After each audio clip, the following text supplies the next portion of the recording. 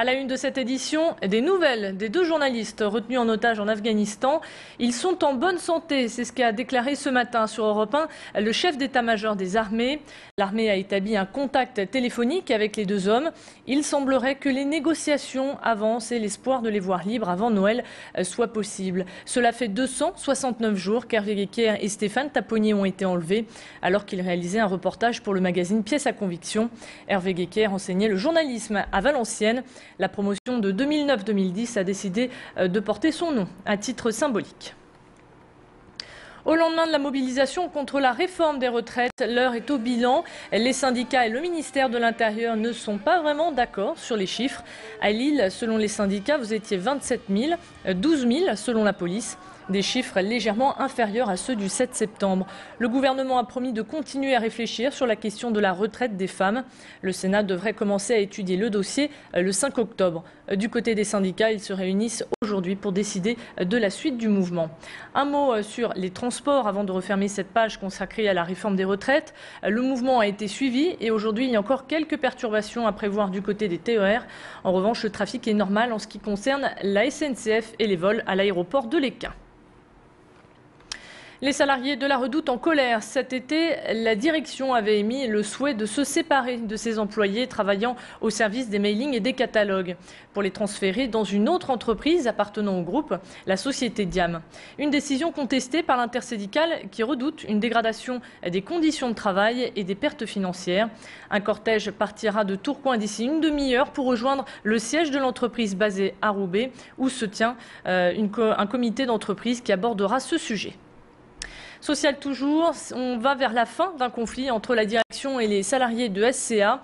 Les salariés ont approuvé à une grande majorité les propositions faites par la direction. Force ouvrière demande à présent l'avis de tous les salariés pour entériner ce plan social. L'entreprise basée à Lincel fermera ses portes en septembre 2011. Un comité d'entreprise a eu lieu ce matin. Nous aurons plus d'informations dans le courant de la journée.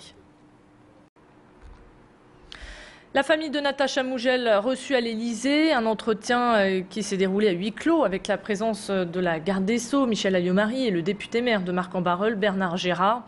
Le chef de l'État s'est dit déterminé à tout mettre en œuvre pour améliorer dans les plus brefs délais les mesures de contrôle et de suivi des auteurs de crimes sexuels qui présentent un danger pour la société. Je vous rappelle que la jeune femme a été assassinée alors qu'elle faisait un jogging.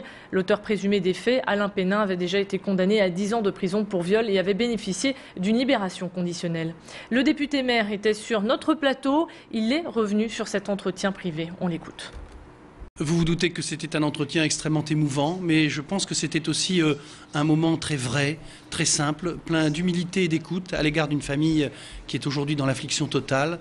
Je pense que le président de la République a pris le temps de les écouter avant de pouvoir prendre peut-être des mesures nouvelles en ce qui concerne la protection de nos concitoyens. C'est ce que nous devons à la suite de ce drame à nos concitoyens. Essayer de comprendre ce qui s'est passé, en tirer les leçons et essayer de faire les ajustements législatifs qui sont sans doute nécessaires dans une affaire aussi triste et aussi dramatique.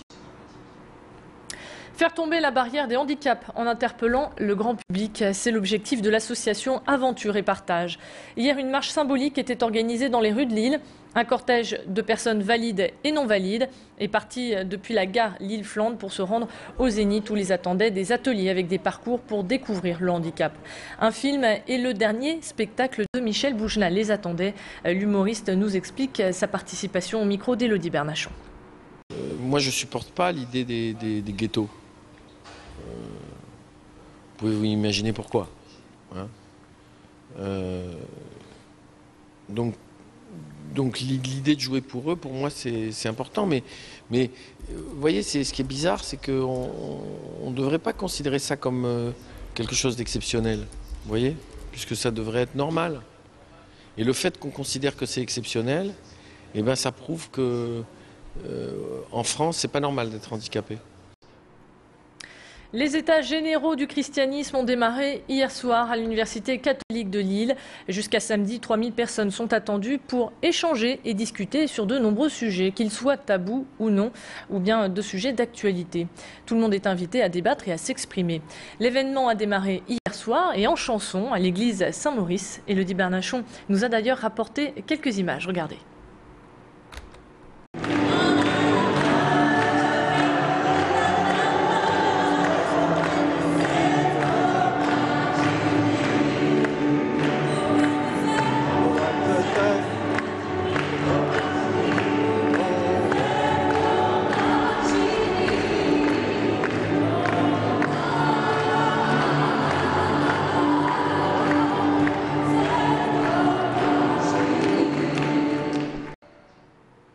Et on continue en chanson. Si maintenant je vous dis Butterfly ou Lola, certains d'entre vous reconnaîtront les tubes de Superbus. Eh bien sachez que le groupe de pop rock est de passage chez nous. Superbus sera en dédicace à l'espace culturel Leclerc à Seclin. Il n'y a pas de concert privé de programmé, mais ce sera l'occasion en tout cas pour tous les fans de les rencontrer et d'obtenir de précieux autographes. Rendez-vous donc à 17h30. Et puis hier, on vous parlait des 3 nordistes sélectionnés pour la finale du concours Elite Model Look. Eh bien, sachez qu'elles n'ont pas été retenues. Elles auront toutefois l'occasion de retenter leur chance l'année prochaine. Midi bientôt passé de 37 minutes, c'est la fin de cette édition. Merci de votre fidélité. On se retrouve dans un instant pour votre météo. À tout de suite.